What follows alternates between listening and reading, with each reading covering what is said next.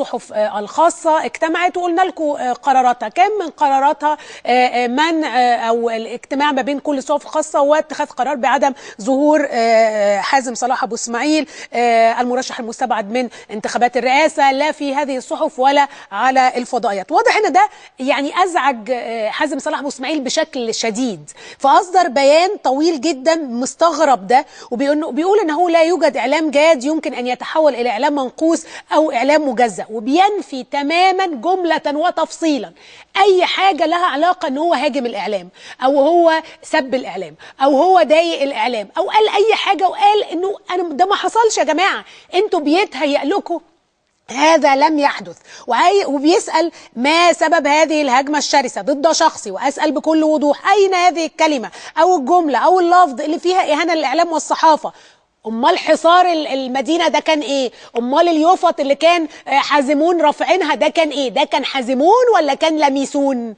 كان حازمون ولا كان صحفيون؟ يعني ده انت كنت موجود، ده كل هذه اليوفط كان فيها سب وقذف والناس كانت بتقول فينا ما قال مالك في الخمر. كل ده ما حصلش، كل ده بيتهيأ لنا، كل ده احنا بنحلم. طيب ماشي، الوالده طلعت أمريكانية ولحد دلوقتي الوالدة عندكم لسه مش أمريكانية، يعني الوالدة أمريكية بالوثائق وما زلتم تعتقدون أنها حازمون لسه والشيخ حازم صلاح أبو إسماعيل لسه بيرى أنها ليست أمريكية. خلاص أنت مقتنع بقى، يعني ده في حاجة غلط. لكن كمان حصار المدينة 8 أيام، السب والقذف المستمر، تكسير عربية خالد يوسف، كل ده ما حصلش، كل الشتيمة ما حصلتش، كل يعني الحصار الحمامات اللي اتبنت كل ده ما حصلش.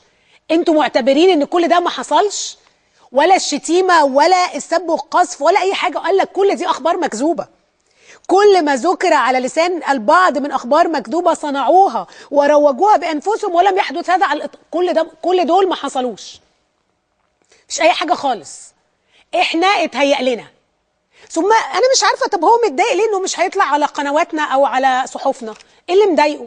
هو عنده 90%، عنده تلفزيون الدوله بكل قنواته، عنده قناه 25، عنده قناه الرحمه والحافظ، وعنده كل القنوات دي. والناس متضايق يعني احنا ليه؟ احنا 10% زي ما قال الاستاذ هيكل، 10% فقط. احنا 4-5 محطات يا دوبك، 5-6 جرايد يا دوب. متضايق مننا ليه؟ يعني مش لازم احنا. انت حضرتك عندك كل الفضاء وتقدر بالفلوس الكتيرة اللي عندكم واللي بتجيلكم تفتح 5 قنوات، 5 عدد 5، افتح 5 محطات. يعني انا مش مصدقه. بيقول انا لو كنت موجود قدام حزب الوفد كنت وقفت ادافع عن حزب الوفد بنفسي. يا حلاوة. خلونا نشوف جزء من ما قاله حازم صلاح أبو إسماعيل امام مدينة الانتاج ونرجع تاني. بتقال على او تشاع على وسائل الاعلام ان في اقتحام من قبل انصار الشيخ حازم صلاح ابو اسماعيل لاقتحام مبنى مدينه الانتاج الاعلامي. يتفلق الاعلام ويتفلق اللي بيقوله، ما بردش اعلاميا، المساله ميدانيا الان. اللي عايز يقول حاجه يتفلق ويقولها. هؤلاء ضالع، انا بقول لك اهو، هؤلاء ضالعون في اتفاق جنائي، هم جزء كبير منهم جزء من الاتفاق على جرائم الحرق والضرب، وانا اعلم هذا. ما هو الغرض؟ وما يهمنيش ارد على حد. شيخنا عايزين كلام العلماء، دول عايزين يحرقوا البلد كلها. نرد رساله للرئيس محمد مرسي من سيادتكم. اقول له تعالى هنا، تعالى هنا وهات الناس كلها هنا وسيكتب الله لنا النصر قبل الصباح. ده ايه؟ يعني نتفلق وظالمون وجزء من حرق مصر، ده ايه؟ دي كلام لطيف؟ ده بتدلعنا؟ ده بتقول لنا كلام دمه خفيف؟ ده كده جزء. انا ما بحبش بس اجيب بقيه الحاجات والشتايم والصور وعصابه ابليس والكلام ده اللي هو يعني وصل لقمه الهرم. على فكره موضوع عصابه ابليس ده كبار لميس وعصابه ابليس ده الكبار بيتكلموا عليه. يعني ده ايه حضرتك؟ انت شايف ده ايه؟ شعر؟ غزل؟ يعني انا عايزه اعرف توصيفك. يعني انت متضايق ليه انك مش هتيجي عندنا؟